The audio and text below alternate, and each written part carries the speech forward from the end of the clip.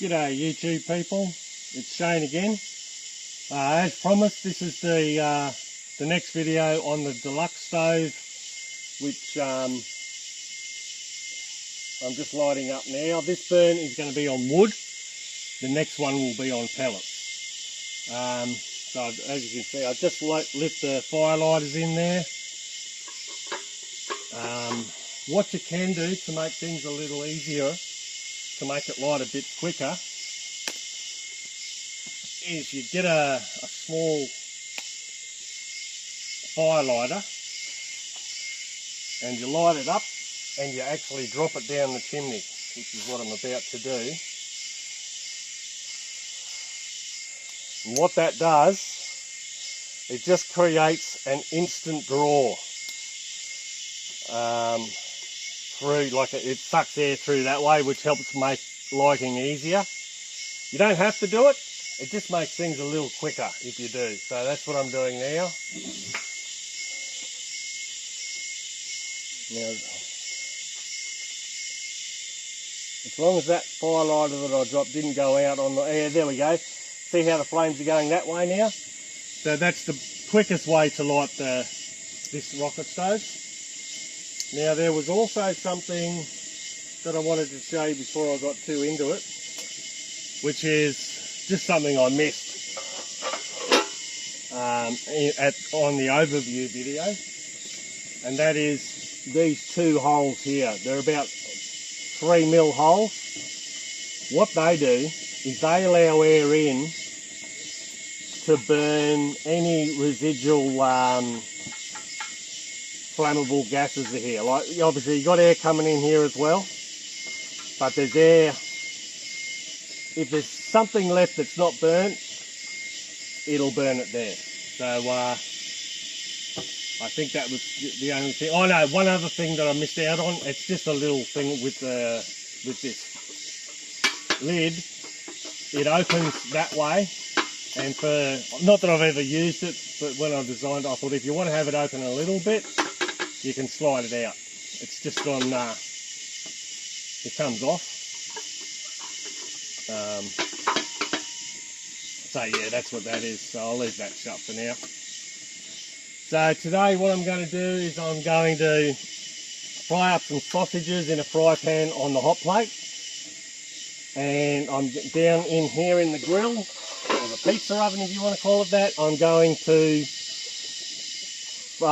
grill some lamb leg steaks. I might even put a couple of sausages down there just as a comparison, and I've also got a couple of zucchinis split down the middle, so I'll cook probably 2 or 3 in the fry pan and maybe one under here, just so you get a bit of a comparison as to how this thing works. I'm going to come back now once that's fully lit, once that fire lighter goes out and it's fully the wood burning, and then we'll talk some more. Back soon. I just want to tell you something that's just occurred to me. Well, it's a good example of why rocket stoves in general are really good. Like, it's only been about, well, probably less than a minute since I last left you. And the wood's just starting to catch on fire, but predominantly that's just a fire lighter in there burning. Yeah, look at the flame. I mean, in that hole there, I don't know whether you can see that, but I can see that the flames are going right up to there, just from a fire lighter. And what we're doing there is just creating the perfect or near perfect conditions for combustion. Like, when have you ever seen a flame like that just from a fire lighter? It's just testament to how good these rocket stoves are. They just provide the perfect conditions for combustion. Alright, I'll come back when it's all fully up to temperature. Okay, I'm back. A few minutes went by. I've just put a couple of little lamb leg steaks there, a couple of half zucchinis there. I'm just going to slide them in now, just with a bit of salt and pepper on.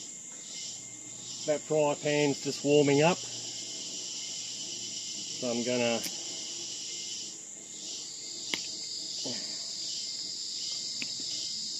if I can get this olive oil open, I'll put a bit of olive oil in the pan. Just let that get nice and hot. And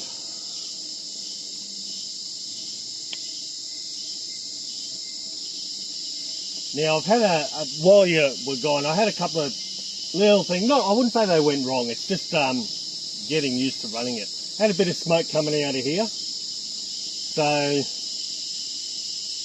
if there's smoke coming out of here, it means there's not enough air going in. So I just shut this door over here on this side completely, and no smoke. And you're just going to have to take my word for it. There's no smoke coming out the top of the chimney either, especially with a chimney that's, what is it, 2x7, must be 1.5 metres high plus that. So you'd be looking at probably 1.6, 1.7 metres. Yeah, so no smoke there. I've got the hot water on.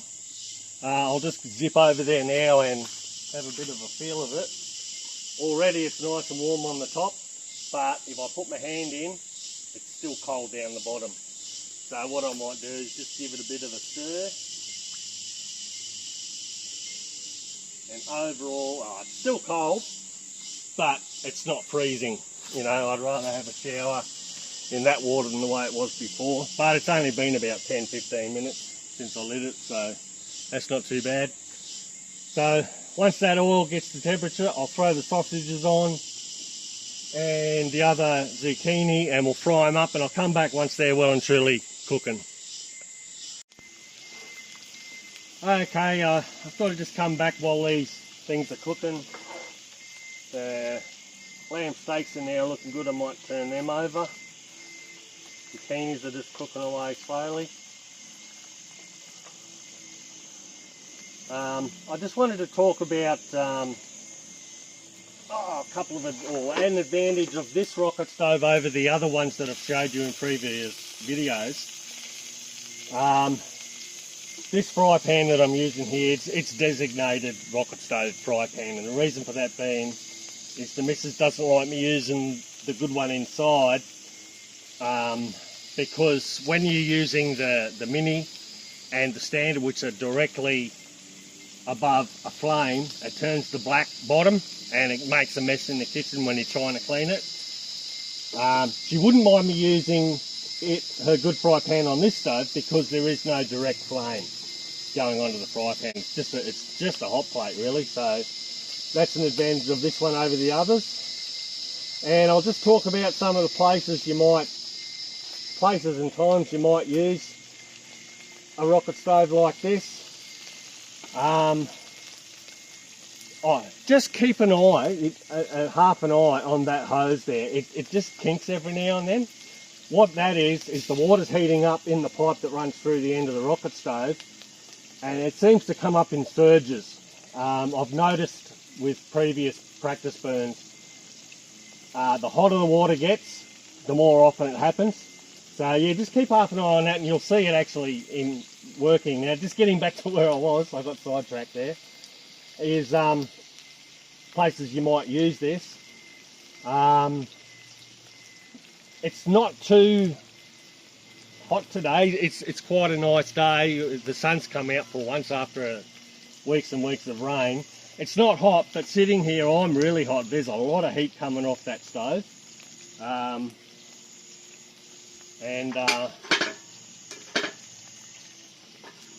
So it makes for an excellent patio heater. All you would have to do is just do what I've done here, just put a couple of old pavers, whatever you want there. And yeah, that's all you need. And you could do it on your balcony with your nice wooden decks without doing any harm. I'm just grabbing some more wood here at the moment. This is the sort of wood I'm using. It's just hardwood kindling. This is actually pretty good wood, this stuff. Obviously it's too big to take camping if you're walking in. I haven't weighed it yet. I'll put the weight up on the screen. The weight of the entire thing, including the two chimneys, is too heavy for one person to easily carry. So to carry it, what I do, I take the two chimneys off, I take the lid off, the pizza tray out, the door, the ashtray, this thing, the carburetor. I take all that off and then I carry that on my own, and that's quite manageable. But anyway, I'll put the total weight up on the screen, and I'll put just the weight of the main body of the rocket stove up for you, because I know people in caravans are very conscious about the weight of the stuff they carry. So yeah, I'll do that for you. Alright, I might come back a bit later when these sausages are done. They're getting pretty close. Those zucchinis are looking good. I love zucchinis like this. Oh, these tongs are useless. Yeah, they're looking great.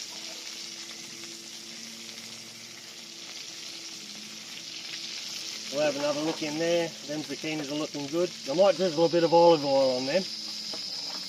I won't bore you with that. Alright, I'll come back when they're just about done and we'll have another talk. Okay, I've just put some teriyaki sauce on those sausages. It's good stuff, that. I've always seen it in the shop, but I've never bought it.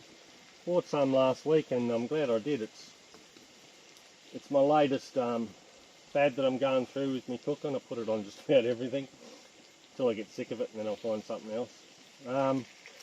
Now where I'm sitting here, looking at that water drum, just before I started doing this next take, I could see a bit of water vapour or steam coming off the top of that water, so I went over and I put my hand in, and it's sort of uncomfortable hot at the top, but just warm at the bottom. So I gave it a bit of a mix, and at the moment I'd shower under that water. I'm a bit of a wuss when it comes to cold water, but I'd happily shower under that, and it's only been 35-40 minutes for cooking these.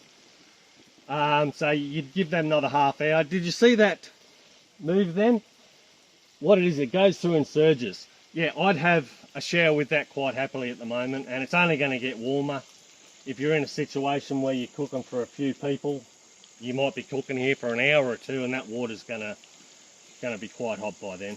But yeah, if you just cook one meal, you get a warm shower. So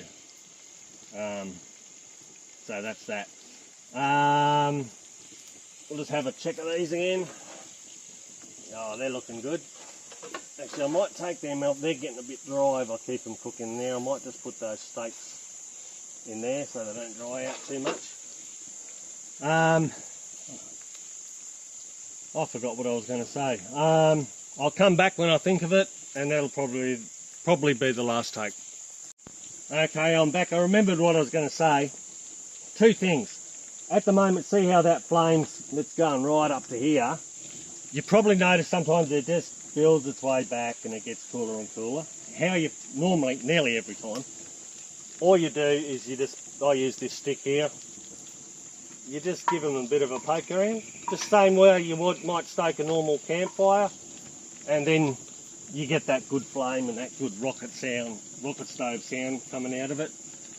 Now the other thing I've only just thought of, when I'm talking about running these stoves, I hope I'm not confusing you or making it sound harder than it is. You know, I'll say things like, if you've got smoke coming out here, it means there's not enough air going in there, so therefore you should shut this one or open that one, all that sort of thing.